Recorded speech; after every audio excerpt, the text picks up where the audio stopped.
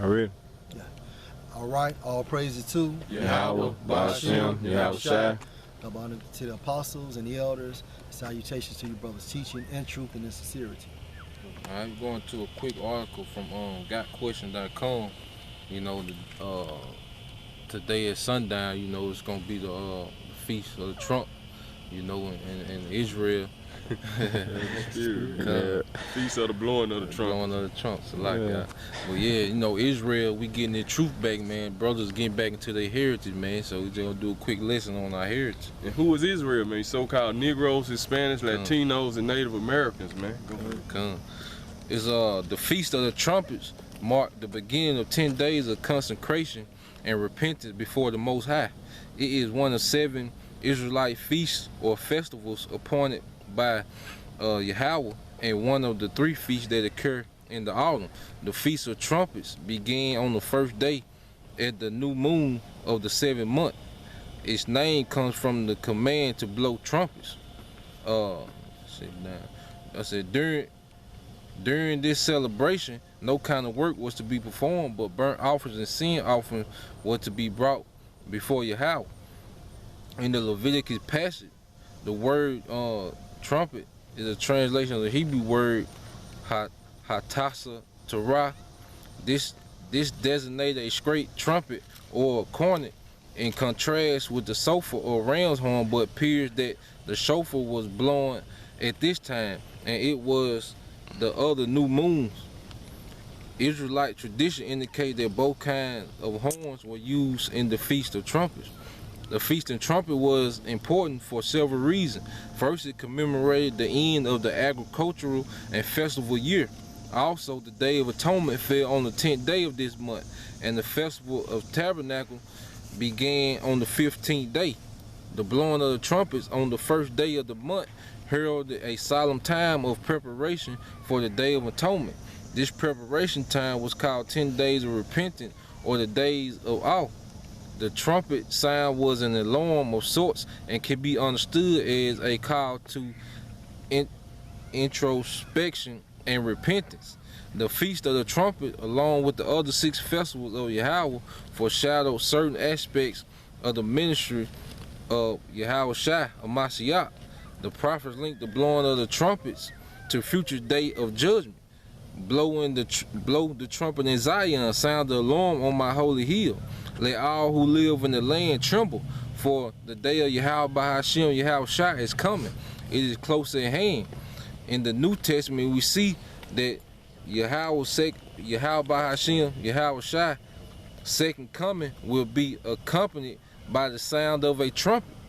Each of the judgment in Revelation 89 is also signaled by a trumpet, just as a shofar called the Israelite nation to turn their attention to Yahweh Ba'ashem, Yahweh Shai, and ready themselves for the Day of Atonement. So will the trump of the Most High call us to heaven and warn the world of coming judgment.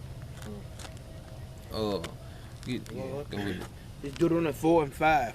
Behold, I have taught you statutes and judgment, even as the Most High, my power, commanded me that ye shall do so in the land where then ye have go to possess it. So there was Moses talking to the children of Israel, you know, and you know Moses talked with the Most High, and he would come deliver the message to the children of Israel, and he was telling them about the laws, statutes, and commandments, which also include the 7 high holy days. Oh yeah. Keep therefore and do them, for this is the wisdom and understanding in the sight of the nation, which shall hear all these statutes and say, surely this great nation is a wise and understanding people. For what nation is there? It's like what? They're 7 high. Yes, it's 7. Like break down 6, you know, the law that was given to it, man. You know, when you go to these current day churches, you know, your pastor be screaming how glad, how happy he is that the law done away with, which the law ain't done away with, man. You know, but that's the doctrine he got from Esau. You know, somebody get that precept with John the laws are not grievous. But, oh no, go ahead. But like I was saying, man, you know, Israelites waking up, we getting back to our heritage. These law, statutes, and commandments, also these high holy days, man. And that's what separated Israel as a people from the whole world, man. We was on a different standard, and it said we will be considered a wise and understanding people, man, because the way we dealt with things, you know. Because just give you an example, man. You know what we can relate to today, according to one of our laws, man. If a thief stole from you, he had to return back sevenfold. So let's say somebody came and stole 2 flat screens out your house, man. Now that person gotta give you 14 flat screens, man. So how can that law be grievous? That's because they ain't got the understanding of it, man. You know, and see today, like Monday gonna be a so-called holiday in America, man. But you know that shit whack as hell, man. Well, our holiday, man, we would. It's a lot. Our high holy days, man. We will be feasting for days, man. You know, not working for days, man.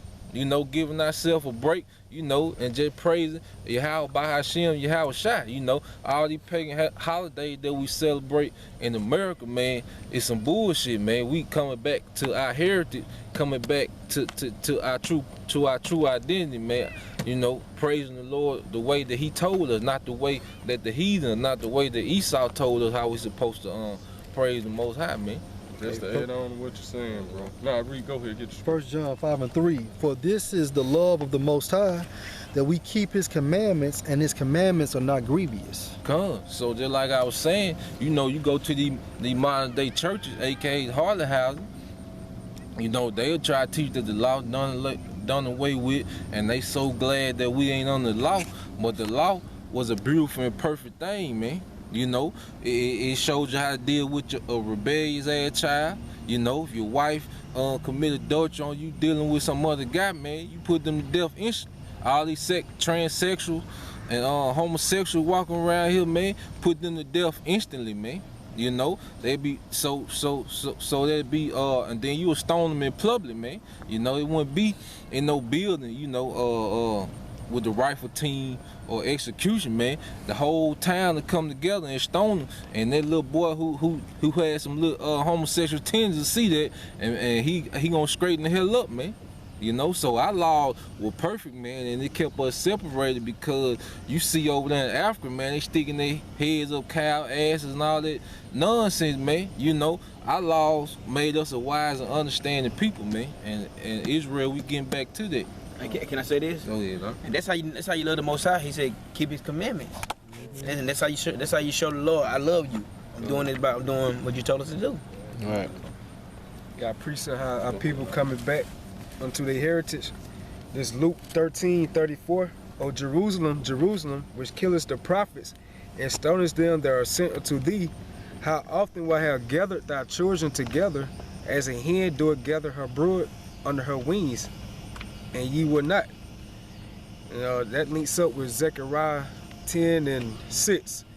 And I will strengthen the house of Judah, and I will save the house of Joseph, and I will bring them again to place them, for I have mercy upon them, and they shall be as though I had not cast them off. For I am the Lord that power, and will hear them. Going back to what the brother's saying, the reason why we were scattered is basically because we followed the law, statutes, and the commandments of those nations on the left-hand side, man. You know, and so anytime you did that, what happened? We was taken into slavery, hence the book of Judges. You know? You can also say this, and that's why in Ezekiel, that 37th chapter, you know, on that plank, we bring it all back together as one. That's when people, you know, come back, you know, we come back as a people to the most, to Yahweh Shai, and know that's our power. All right. Got something for y'all. This what you said though. This going back to what you said. This 1 John chapter 5 verse 2 and 3. The blowing of the trumpets, man. Right, cause see that's what that's where America get that from, like the first of the month, and you hear the horn going off. All that go back to our heritage, man. Where it's a new month, you know what I'm saying, which they go by some bullshit. We go by the new moon, man, but it all linked back to us, man. That's why you hear that horn go off on the first of the month, which it goes back to Israel, go back to our laws, man. But This 1 John chapter 5, verse 2 and 3. This for you, Taza one. But this we know, that we love the children of the Most High, when we love the Most High and keep His commandments. Break that down. Verse 3, this is the point. For this is the love of the Most High, that we keep His commandments, and His commandments are not grievous. But that's going. Oh, you got it. Go ahead, bro. You just said it. Right, that's exactly what you said. It's all good. Yeah, just depending on what the lambacking or shotgunning what the brother's saying, man. He's right. How you show love, you got to keep the commandments. Right. Come. Judges 5 and 11.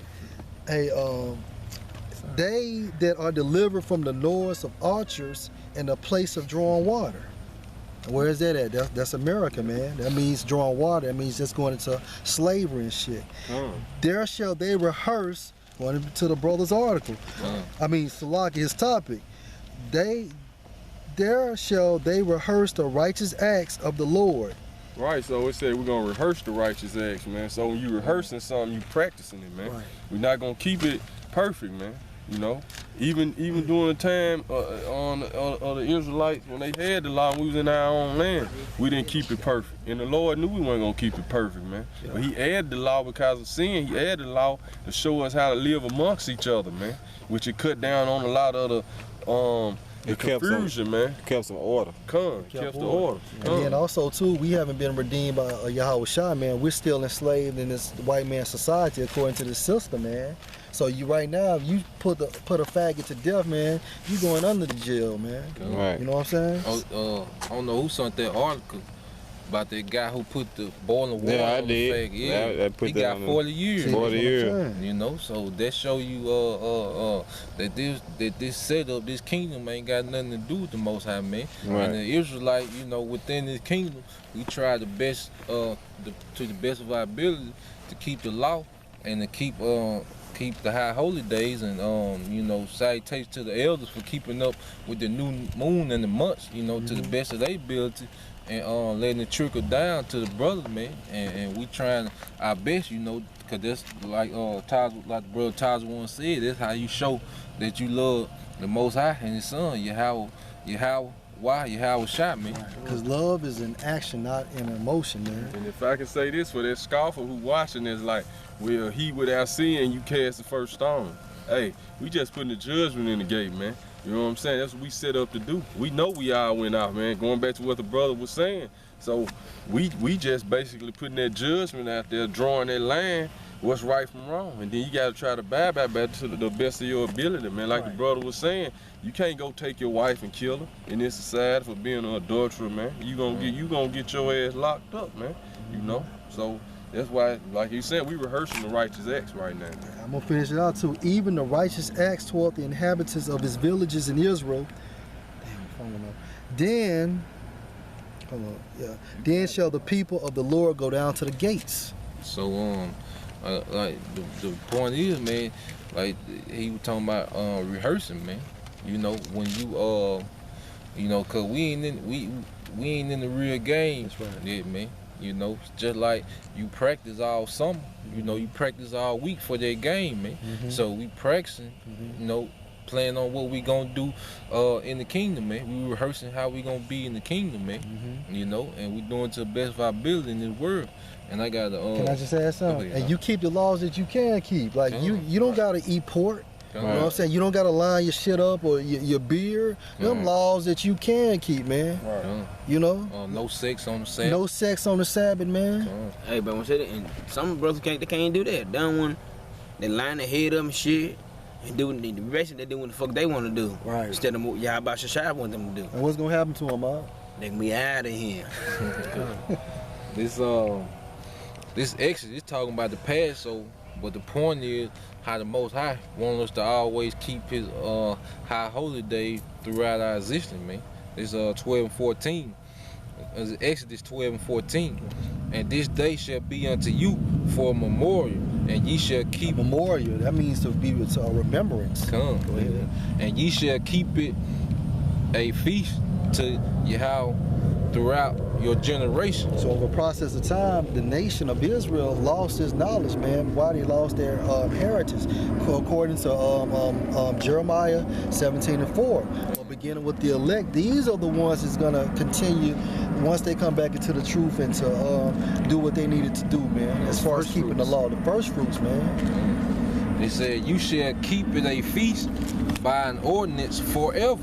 And an order, that's an order, a commandment. Come. So, like the point was, man, people try to discard. They think Yahweh destroyed the Old Testament and the prophecies, man, but he made it plain that he didn't do that, man. So, when you in the New Testament, a good amount of the New Testament they quoting the Old Testament, man.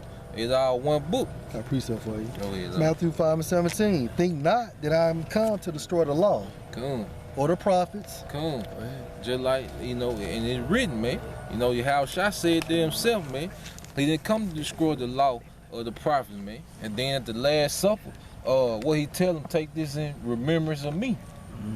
So he telling the disciples to keep that, man. He never said that you weren't supposed to not supposed to keep his high holy days, man. Which I got a quick example. They were keeping the law after Yahweh had went into the heavens, man. Then I'm going to get right back to you. This Acts chapter 12, verse 1 through 3.